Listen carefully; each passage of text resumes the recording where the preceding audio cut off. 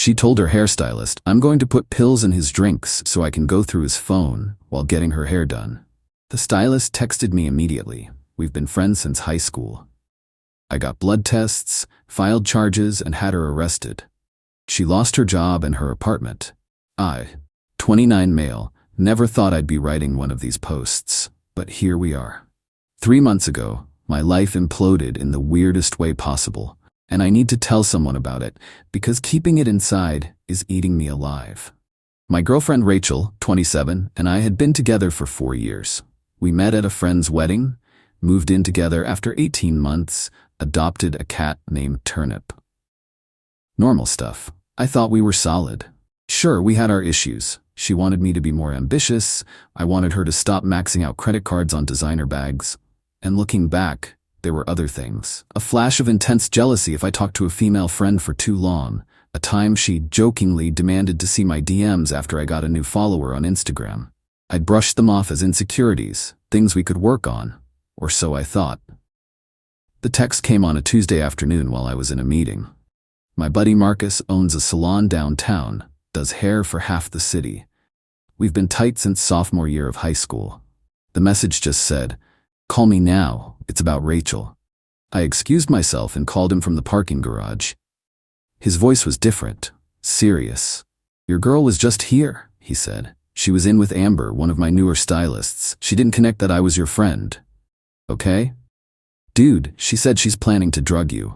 I actually laughed. "What?" "I'm not joking. Amber came to me shaking after Rachel left, said she was talking about how she thinks you're cheating. Then she literally said she's going to crush up her sleeping pills and put them in your drinks so she can go through your phone while you're knocked out. She was asking Amber if she knew how many would be safe to use without actually killing you." My legs went weak. I had to lean against my car. "You're serious?" "Dead serious." Amber didn't know what to do, just kept doing her hair. Rachel was laughing about it like it was some funny scheme. Said you've been acting suspicious and she needs to find out what you're hiding. Here's the thing. I wasn't hiding anything. My phone password is literally her birthday. She could check it anytime she wanted. The most incriminating thing she'd find would be my search history full of engagement rings because I'd been planning to propose next month. "What do I do?" I asked Marcus. "First, don't go home tonight. Second, we need to think this through." I sat in my car for 20 minutes just staring at nothing. Then I called my brother, who's a paralegal. He told me to document everything and go to the police immediately. But I couldn't wrap my head around it. This was Rachel, the woman who cried during pet food commercials, who was apparently planning to commit a serious crime against me. I drove to my brother's place instead of going home. Sent Rachel a text saying I had to work late, then help a coworker move. She responded with heart emojis and said she'd order Thai food for when I got back. My brother Tom looked at me like I was insane when I told him. She said, "What?" Marcus heard the whole thing from his employee. She was bragging about it. "You need to go to the police, tonight." "With what evidence?" "It's hearsay from a stylist she talked to." "Then you need to get undeniable evidence," he said, his face grim. "Because if you don't, it's your word against hers." That's when we came up with the plan. It wasn't elaborate or clever, it was just necessary. Update 1. I went home the next morning, acting normal. Rachel had already left for work. She managed a boutique fitness studio, always left early for the 6 a.m. class. I found her prescription sleeping pills in the bathroom cabinet. Ambien. I took photos of the bottle, the pill count, everything. Then I did something I'd never done in 4 years. I went through her stuff. Her laptop was on the kitchen counter. No password. It was ironic how she obsessed over my privacy, but was so careless with her own. I found her group chat with her friends. My stomach dropped as I read. "Rachel, I know he's cheating. He's been weird lately.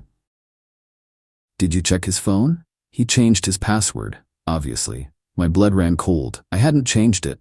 It was still her birthday. She was lying to them to build her narrative, to justify what she was planning. But I have a plan. Remember those sleeping pills from when I had insomnia? LMAO, you're not serious. Watch me.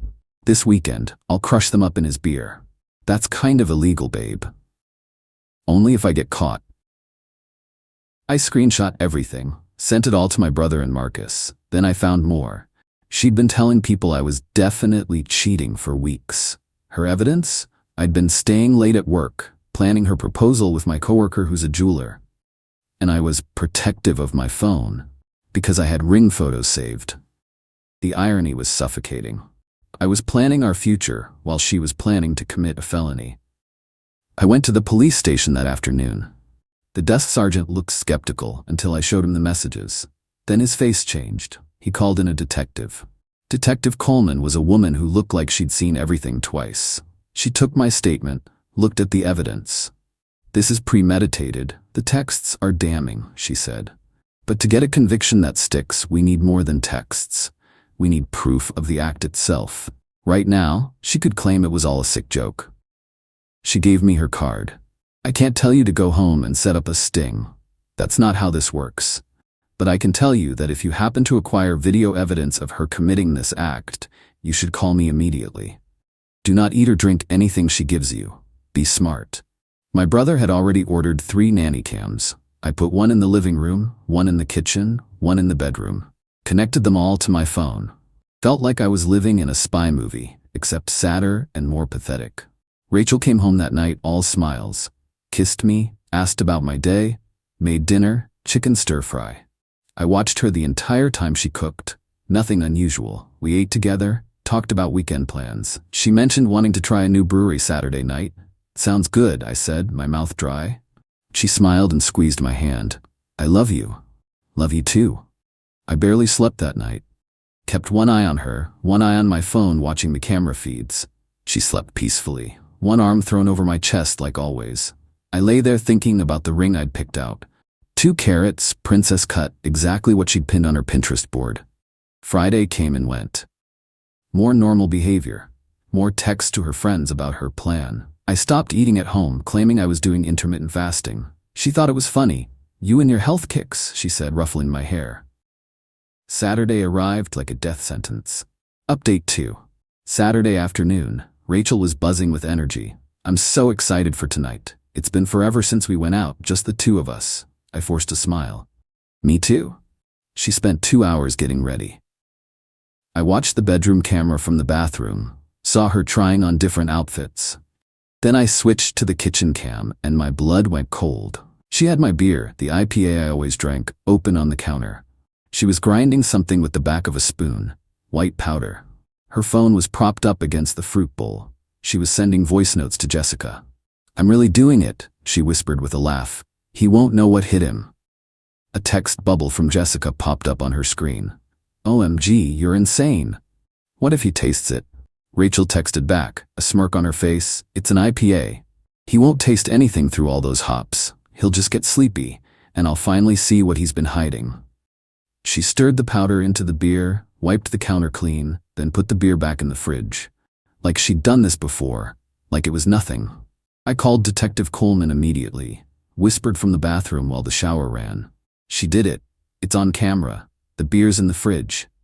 Don't touch it. Don't drink anything." Her voice was firm. "We're sending a unit. Can you get out of the house?